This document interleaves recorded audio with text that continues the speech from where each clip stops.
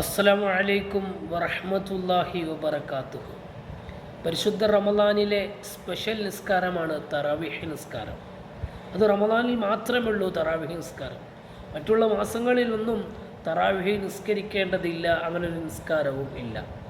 നബി സല്ലല്ലാഹു അലൈഹി വസല്ലമ തങ്ങൾ കുറഞ്ഞ പ്രാവശ്യമാണ് തറാവീഹ് നിസ്കരിച്ചത്. ആദ്യം ഒരു പ്രാവശ്യം നിസ്കരിച്ചു, പിന്നീട് രണ്ടാമത്തെ പ്രാവശ്യം നിസ്കരിച്ചു.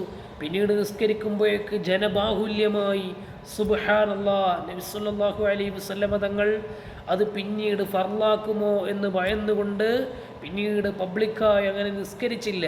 ഉമർ ഇബ്നു ഖത്താബ് റളിയല്ലാഹു അൻഹു ആണ് ആ തറാവീഹ് നിസ്കാരം പുനർക്രമീകരിക്കുന്നത്. അത് 20 റക്അത്താണ് തറാവീഹ് നിസ്കാരം. നബി സല്ലല്ലാഹു അലൈഹി വസല്ലം തങ്ങളുടെ കാലം മുതൽ തന്നെ, സുഹാബികളുടെ കാലം മുതൽ ശേഷമുള്ള എല്ലാ ഇമാമിയങ്ങളും നിർവഹിച്ചു പോകുന്നത് 20 റക്അത്താണ് തറാവീഹ് നിസ്കാരം. മദ്ഹബിൻ്റെ ഇമാമിയങ്ങൾക്കിടയിൽ പല വിഷയങ്ങളിൽ അഭിപ്രായ വ്യത്യാസങ്ങളുണ്ട്. പക്ഷേ തറാവീഹിൻ്റെ റക്അത്തിൻ്റെ എണ്ണത്തിൽ ആർക്കും ഒരഭിപ്രായ വ്യത്യാസമില്ല. എല്ലാവരും പറയുന്നത് തറാവീഹിൻ്റെ റക്അത്തിൻ്റെ എണ്ണം 20 എന്നുള്ളതിൽ യാതൊരു സംശയവുമില്ല. ഇമാമിയങ്ങൾക്കിടയിൽ ഒരൊറ്റ അഭിപ്രായമാണ് തറാവീഹ് നിസ്കാരം 20 റക്അത്താണ് എന്നുള്ളത്. മൻ ഖാമ റമളാന ഈമാനൻ വഹ്തിസാബൻ ഗുഫിറ ലഹു മാ തഖദ്ദമ മിൻ ദംബിഹി എന്നൊരു ഹദീസ് കാണാം.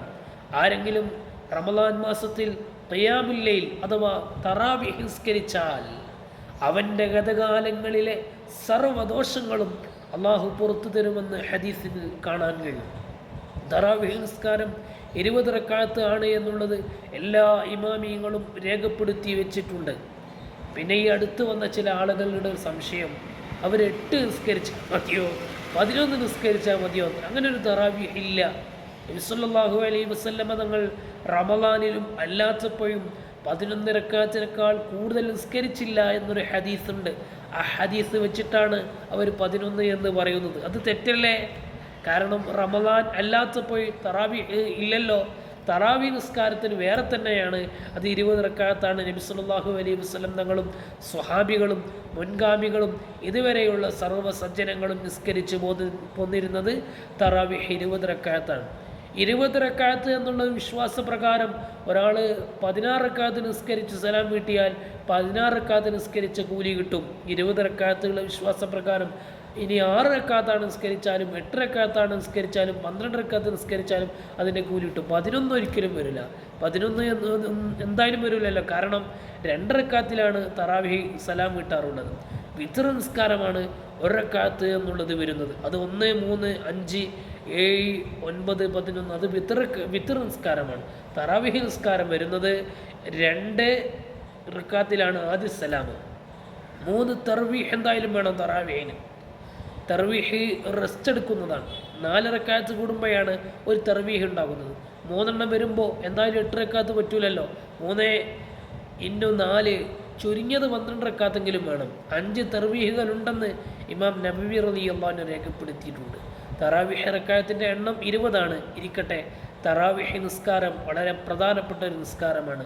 ആ നിസ്കാരത്തിന് ശേഷം സ്വർഗത്തിനെ ചോദിക്കുകയും നരകമോചനത്തിന് വേണ്ടി പ്രാർത്ഥിക്കുകയും ചെയ്യേണ്ടതുണ്ട്. ഒരു പ്രാർത്ഥന പരിചയപ്പെടുത്താം. അല്ലാഹുമ്മ ഇന്നലക ഫീ കുല്ലി ലൈലത്തിൻ മിൻ ലയാലി ശഹരി റമളാന ഉത്തഖാഅ വതുലഖാഅ വഖുലസാഅ വഉമനാഅ മിനൻ നാർ. ഇതൊരു പ്രാർത്ഥനയുടെ ഭാഗമാണ്. ശേഷം നമുക്ക് ഇങ്ങനെ പ്രാർത്ഥിക്കാം: വജഅൽനാ മിൻ ഉത്തഖാഇക വതുലഖാഇക വഖുലസാഇക വഉമനാഇക മിനൻ നാർ.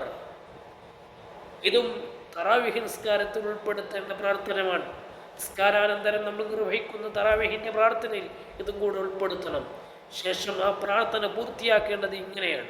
പണ്ഡിതന്മാരുടെ ഒരു പതിവനുസരിച്ച് ഇങ്ങനെയാണ് അത് പൂർത്തിയാക്കാറുള്ളത്: ഇജ്അൽനാ യാ ഇലാഹനാ യാ അല്ലാഹു യാ അല്ലാഹു യാ അല്ലാഹ് മിനസ് സുഅദാഇൽ മഖ്ബൂലീൻ വലാ തജ്അൽനാ മിനൽ അഷ്ഖിയാഇൽ മത്റൂദീൻ എന്ന് പറഞ്ഞതുകൊണ്ടാണ് പണ്ഡിതന്മാർ പൂർത്തീകരിക്കാറുള്ളത്.